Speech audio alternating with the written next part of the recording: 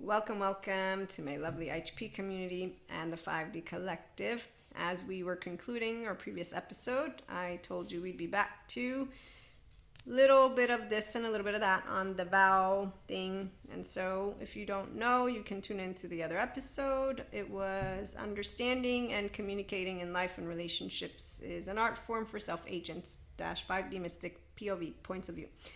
And so with that, the ending, but the vows, as I was saying, for me growing up, the God thing and marriage and all that seemed really amazing. Still does, because I have a relationship with God, but not the amazing in the way of, wow, if they say death depart, sickness and in health, poor or richer, that actually is something that they will mean. And that's because in order for you to be able to make such a vow, you need to be a healthy self-worth, fierce lover without terreal, or with having had terreal, and then you can commit.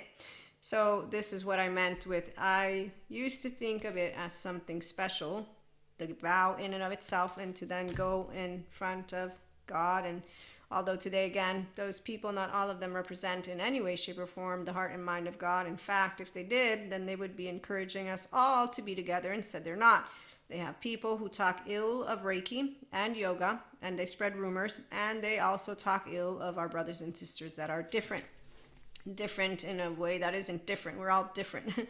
So whether it's the different sexual orientation, the different lover and orientation, they have all the areas that we all know are not from yesterday's news. Somehow they've stayed stuck in the medieval times, and the reality is people don't get to know each other either. So that's another part, because the minute that I say to someone I'm polyamory, they don't know what it is. Can I kiss you? Can I fuck you? Oh, you're all masochist. Oh, you're all whores. Oh, you don't know, you're all unfaithful. Excuse me, you obviously don't know what it means.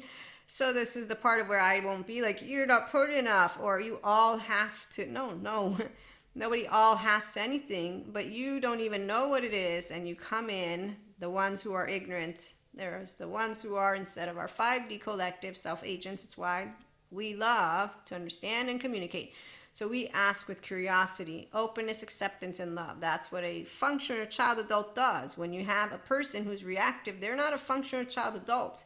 You don't need to respond to it. I don't, in fact, and that's the one thing that allows me to have fun conversations. And so when people don't understand it, again, and really those details of a person's personal life, by the way, romantically speaking, it's none of all people's business, but being able to be a representative of a community that gets completely misrepresented and understood.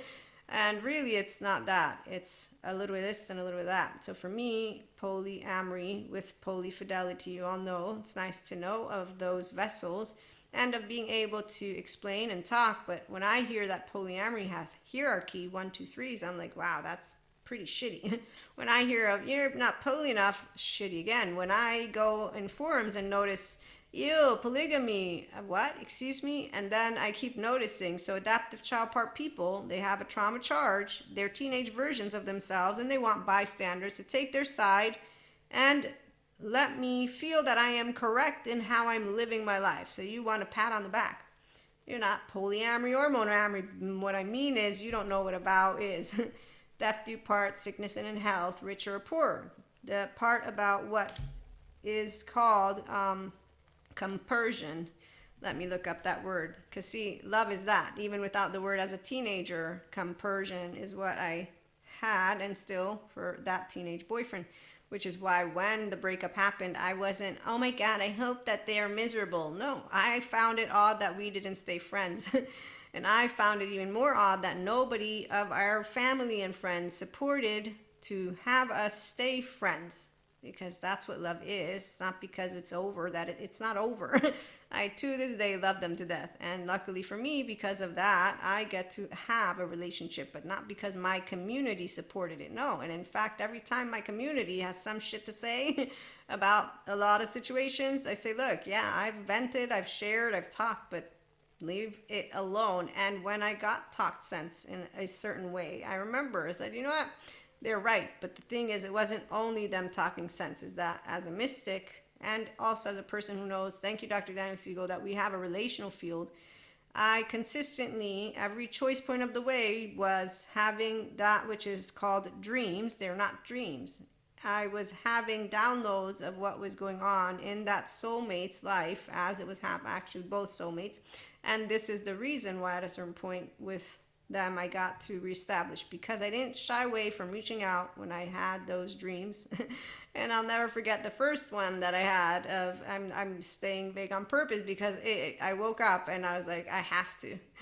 I cannot not reach out and share this amazing dream. It's hilarious. And it was spot on in a moment of need. And then it happened again. And then it happened again. And that was when there was no way to deny the soul connection. So people who think of their brothers and sisters as energy vampires, yeah, spiritual bypassers, you can call them that because that's what they are. But then again, they must come from different path, because I come from the path with God, Jesus, and Holy Spirit. And I'm taught that my brothers and sisters are all from the same God. So the kingdom of God is within those who choose self-agency, who know what a vow is. It's about, if I say I do, it's not because I need to do it under the guise of yesterday's news, especially when they're not even helping people to support that. Fierce lovers, thank you, Terrio, for being out there, are people who are self-agents. At the very, very minimum, functional child adults, they don't use words against each other. They don't get reactive. They know how to consistently have compersion for each other. Compersion is a positive experience often described as the opposite of jealousy, where individuals feel joy and satisfaction when their partner experiences happiness and intimacy with others. Doesn't have to be romantic or more than friends. It doesn't have to be polyamory, although this one's usually associated with the group of polyamory. It involves celebrating and empathizing with the partner's positive relationships rather than feeling possessive or envious. And within the definition, it says compersion is the feeling of vicarious joy or sympathetic joy when witnessing another person's positive experience, even if it doesn't directly involve or benefit you. And in fact, relationship to jealousy, it's often presented as the counterpoint to jealousy, where individuals feel pleasure at their partner's happiness rather than resentment or possessiveness.